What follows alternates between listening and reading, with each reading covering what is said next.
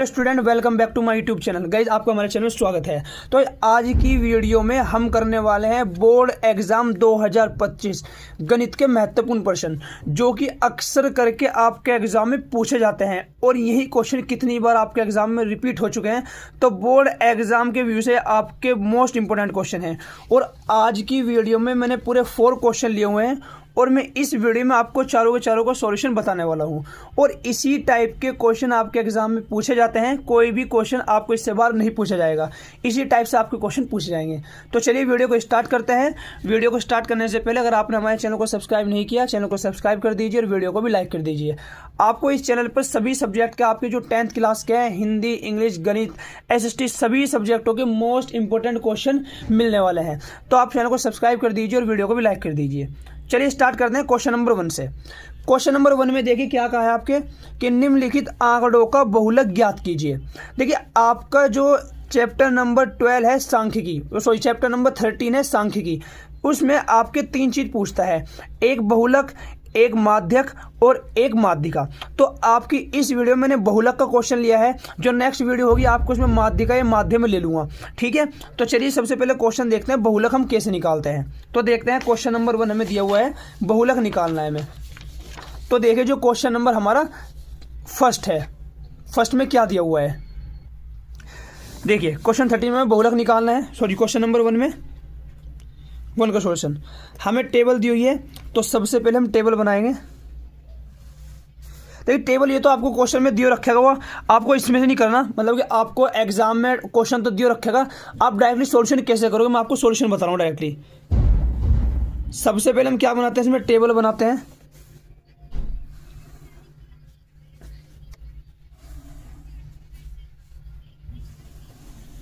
सबसे पहले दिया हुआ है हमें वर्ग अंतराल।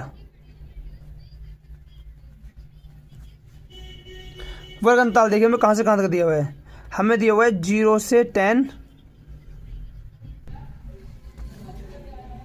10 से 20, 20 से 30, 30 से 40, 40 से 50, 50 से 60 और 60 से 70 और 70 से 80। ये आपको क्या दिया हो, वर्ग अंतराल दिया हो। और जो आपकी बारंबारता दी हुई है, बारंबारता दी है मतलब इसको बोलते हैं F फ्रीक्वेंसी। 7, 14, 13, 12, 20, 15, फिर अगेन 15 और फिर हमारा 8। अब हमें निकालना है बहुलक। सबसे पहले हम बहुलक निकालने के लिए फॉर्मूला देखते हैं। बहुलक निकालने के लिए हमारे पास क्या फॉर्मूला होता है, बहुलक निकालने के लिए हमारे पास फॉर्मूला होता है L plus F1 minus F0 upon में 2F1 minus F0 minus F2 और मल्टीप्लाई में हमारा H। ये हमारा बहुलक निकालने के लिए फॉर्मूला होता है। अब इसमें जो हमारा क्वेश्चन स्टार्ट होता है वो हमारा क्वेश्चन स्टार्ट होता है F1 F0 से। सबसे पहले हम F0 F1 निकालेंगे। अब वो कैसे निकालेंगे, देखिए ये जो हमारे पास फ्रीक्वेंसी है जिसको F बोलते हैं, इसमें हम देखेंगे जो सबसे बड़ी है वो फ्रीक्वेंसी कौन सी है और वही हमारा F1 होता है। तो देखिए जो इसमें हमारी सबसे बड़ी फ्रीक्वेंसी वो हमारे पास क्या है, 20 है। जो 20 है वही हमारा क्या है, वही हमारा F1 है। तो हम इसको क्या लेंगे, F1 ले लेंगे हम।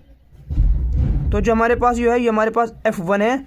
1 से पहले जो होता है वो हमारे पास होता है F0 और जो इसके नीचे होता है वो होता है हमारा F2। तो मतलब कि हमें तीनों चीज़ मिल गई, हमारा F0 मिल गया, F1 मिल गया और F2 मिल गया। अब हमें निकालना है L और H। अब L और H कैसे निकलेगा, जो सबसे बड़ी फ्रीक्वेंसी है उसके सामने जो हमारा वर्ग अंतराल है, देखो सबसे बड़ी फ्रीक्वेंसी हमारी है 1 2 3 4 5, तो सबसे बड़ी फ्रीक्वेंसी है तो 1 2 3 4 5। तो हमारे पास वर्ग अंतराल ये वाला है। इस वर्ग अंतराल का जो फर्स्ट वाला होता है, जो हमारी लोअर लिमिट होती है, वो होता है हमारे पास L और जो इनके बीच का गैप होता है, देखो सब में 10 का गैप है, वो हमारे पास होता है H। तो H हमारे पास 10 है और L हमारे पास कितना है, 40 है। तो हम लिख लेंगे यहाँ L हमारे पास आया 40, H हमारे पास निकल कर आया है 10, ठीक है। जो हमारे पास F0 है वो कितना है, 12 है और जो F1 है वो हमारे पास कितना है, 20 है और जो हमारे पास F2 है वो हमारे पास कितना है, 15 है। निकल गया। अब हमें बहुलक निकालना है, तो हम जो हमारा बहुलक है इक्वल एल का मान कितना है 40 रखा, प्लस F1 कितना है हमारे पास 20, माइनस जो हमारे पास F0 है, F0 कितना है हमारे पास, F0 हमारे पास है 12 अपॉन 2, F1 कितना है हमारे पास, F1 हमारे पास 20, माइनस F0 हमारे पास कितना है 12, माइनस जो F2 है वो हमारे पास कितना है 15, और मल्टीप्लाई में H होता है, जो H है वो कितना है हमारे पास, H हमारे पास 10 है। तो ये कितना हमारे पास 40 हुआ, प्लस ये कितने बचे यहाँ से हमारे पास 8 बचे, ये हमारे पास 40 हो गया, ये दोनों प्लस कर देंगे माइनस के 27, और मल्टीप्लाई में कितना हुआ हमारे पास H, तो ये हमारे पास 40 हुआ, प्लस अब जो हमारा हो गया इसमें हम माइनस करेंगे कि 40 में से हमारे पास 8 बचा, और जब 40 में 27 माइनस होंगे तो कितने बचे हमारे पास 13, और मल्टीप्लाई में कितना हो गया हमारे पास 10 हो गया। अब 10 के इसमें मल्टीप्लाई कर देंगे तो 40 प्लस का हमारे पास हुआ 80, और अपॉन हमारे पास कितना हुआ 13। अब हम 80 को क्या करेंगे, अब हम 80 को डिवाइड कर देंगे 13 से, तो जब हम 18 को 13 से डिवाइड करते हैं तो हमारे पास निकल कर आता है 6.1, हम इसको डिवाइड करेंगे तो हमारे पास निकल कर आएगा प्लस 6.15। ठीक है, आप इसको डिवाइड करके देख लेना, आपके पास यही आएगा। अब इन दोनों को क्या कर देंगे, प्लस कर देंगे, तो कितना हुआ 46.15, और ये हमारे इस क्वेश्चन का क्या होगा, आंसर होगा। और ये क्वेश्चन कम से कम कितने 3 से 4 बार आपके एग्जाम में पूछा गया है। ठीक है, तो चलिए नेक्स्ट क्वेश्चन देखते हैं। देखिए नेक्स्ट क्वेश्चन में क्या दिया हुआ है, और ये क्वेश्चन भी सेम ऐसे ही क्वेश्चन, यहाँ आपका जैसे कि इसमें दिया हुआ है कि एक खिलौना 3.5 सेंटीमीटर त्रिज्या वाले एक शंखु के आकार का है, और ये जो फर्स्ट क्वेश्चन कराया 6 नंबर में कितनी बार पूछा गया है, और जो आपका सेकंड क्वेश्चन है ये भी 6 नंबर में कितनी बार पूछा जा चुका है। अब क्वेश्चन क्या दिया हुआ है कि एक खिलौना 3.5 त्रिज्या वाले एक शंखु के आकार का है जो उसी त्रिज्या वाले अर्धगोले पर अध्यारोपित है। इस खिलौने की संपूर्ण ऊंचाई 15.5 सेंटीमीटर है। इस खिलौने का संपूर्ण पृष्ठीय क्षेत्रफल ज्ञात कीजिए। देखो हमारे से किसका पूछा है, उसने हमारे से पूछा है खिलौने का संपूर्ण पृष्ठीय क्षेत्रफल। अब जैसे इस टाइप का क्वेश्चन है, इसमें यहाँ 2 चीज दी हुई है आपको, एक शंखु दिया हुआ है और एक आपको दिया हुआ है अर्धगोला।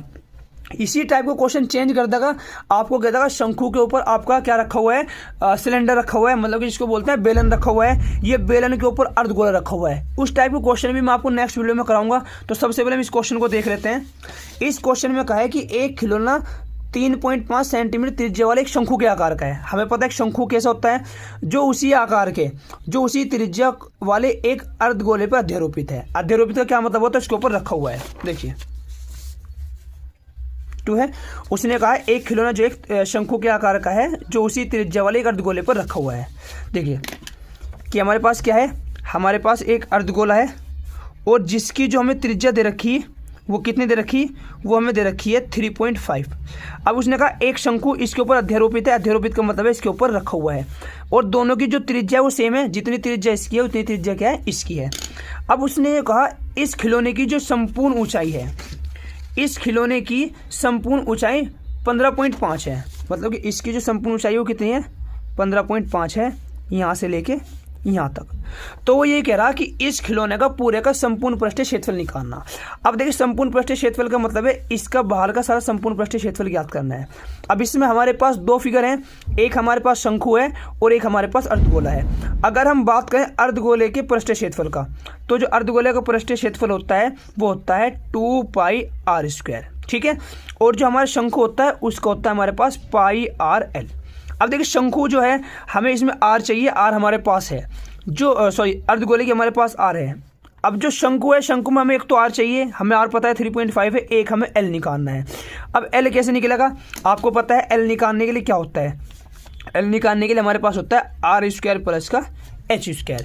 अगर l निकालना तो r² पता होना चाहिए और h² पता होना चाहिए, और h को क्या होता है, h होता है हमारी ये वाली हाइट। ठीक है, अब ये वाली हाइट हमें पता नहीं कि ये हाइट कितनी है, पर हमें एक चीज़ पता है, यहाँ से लेके यहाँ तक खिलौने की जो हाइट है वो कितनी है 15.5 है।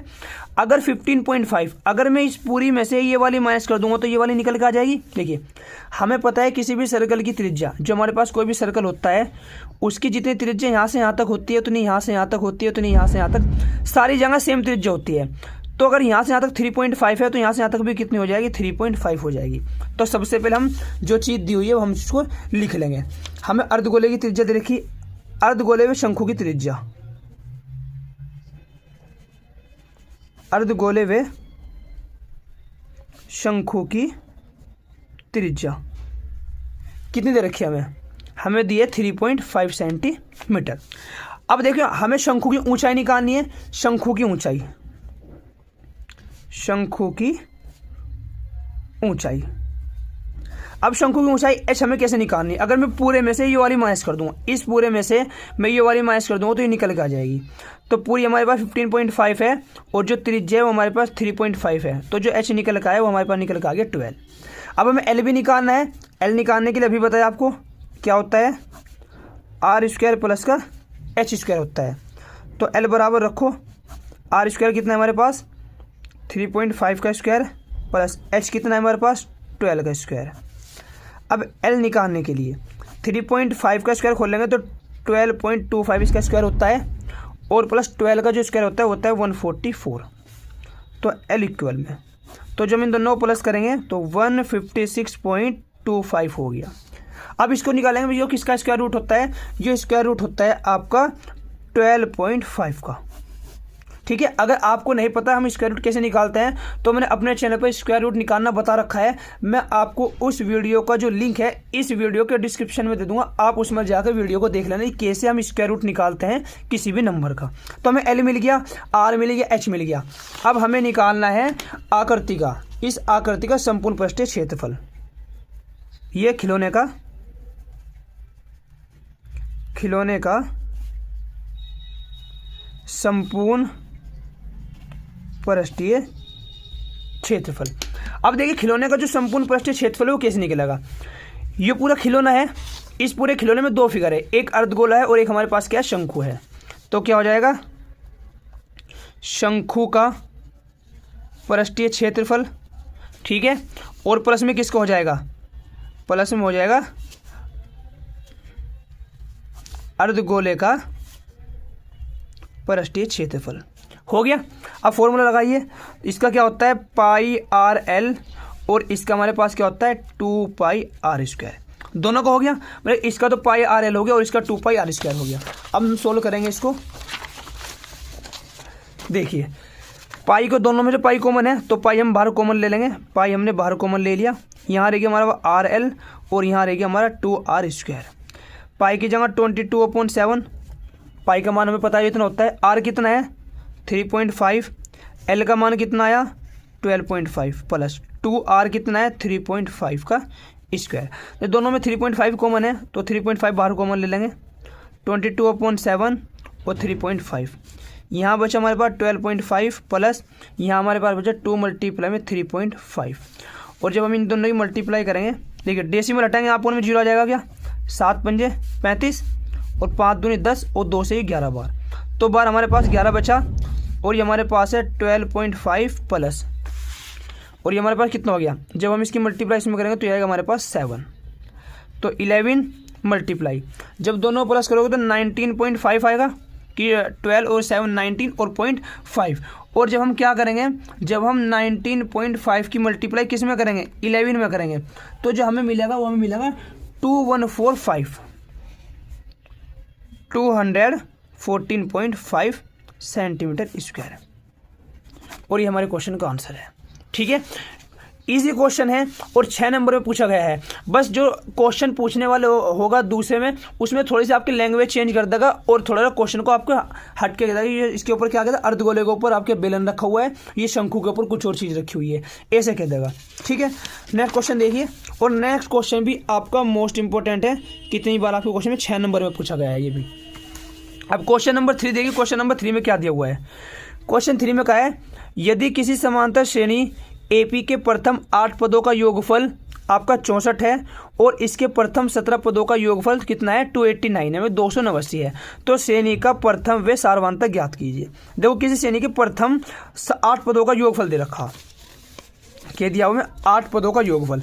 अब हमें पता है, हम पढ़ के आ चुके हैं कि पदों का योगफल का फॉर्मूला हमारे पास क्या होता है, मतलब कि जो S8 है वो हमें 64 दे रखा और जो हमें 17 पदों को दे रखा, मतलब कि जो S17 दे रखा वो दे रखा 289। ठीक है, ये दोनों चीज़ हमें दी हुई है। अब हमें पता है जो हम पदों के योगफल का फॉर्मूला है वो क्या होता है। पदों के योगफल मतलब कि जो SN होता है वो होता है N/2 2A plus N-1 into D। ये फॉर्मूला होता है हमारे पास पदों का योगफल निकालने के लिए। अगर हमें पदों का योगफल निकालना हो तो उसके लिए हमारे पास ये वाला फॉर्मूला होता है। ठीक है, अब हम इसको लगाएंगे। सबसे पहले S18 N का मान दिया हुआ है, तो S18 का मतलब है 8/2 N/2 फिर 2A प्लस N की जगह 8-1 इंटू D और इक्वल में दिया हुआ है 64। तो ये 2 4 क्या हो जाएगा 8, बाहर 4, ये 2A हुआ, 1 बचा 7D इक्वल में 64। ये मल्टीप्लाई में इसके डिवाइड में जाएगा, उसको डिवाइड कर देगा 6 4 एकम 4 और 4 6 24। 2A प्लस का 7D इक्वल में 16, equation number first. Equation first आई। अब S17 दे रखा, S17 देखिए 17 का मतलब है कि 17/2 2A प्लस 17-1 इंटू D और इक्वल में 289। अब देखिए 17/2 ये 2A हुआ, ये अंदर 16D हुआ। ठीक है, और इक्वल में 289। ये अपॉन में ये मल्टीप्लाई में जाएगा, ये ऊपर है तो ये डिवाइड में आ जाएगा। तो 2A प्लस 16D 289 मल्टीप्लाई में 2 और अपॉन में कितना 17। 17 से 17 टाइम्स डिवाइड होगा यो, तो हमारा हुआ 2A प्लस का 16D और इक्वल में 17 2 जा 34। इक्वेशन नंबर क्या हुआ सेकंड। अब हमारे पास दो इक्वेशन बनी, एक ये और एक ये। हमें प्रथम पद और सार्वधातुक निकालना है, मतलब A और D निकालना है, A और D निकालना है। तो हम समीकरण 1 व 2 को सॉल्व कर देंगे। समीकरण 1 व 2 को हल करने पर समीकरण 1 हमारे पास क्या है 2A प्लस 7D इक्वल में 16, 2A प्लस 16D इक्वल में 34। देखिए माइनस माइनस माइनस कैंसिल हुआ। अब 16 में 7 जब हमारे माइनस होंगे तो कितने बच जाएंगे हमारे पास माइनस के 9D। और जब 34 में से हमारे पास 16 माइनस होंगे तो हमारे पास बचेंगे माइनस के 18। माइनस से माइनस कैंसिल और 9 2 जा 18। तो D का मान हमारे पास निकल का है 2। अब D का मान कोई सी भी एक इक्वेशन में रख देंगे, कोई सी भी, चाहे 1 में रख दो चाहे 2 में रख दो, A का मान निकल का आ जाएगा। तो D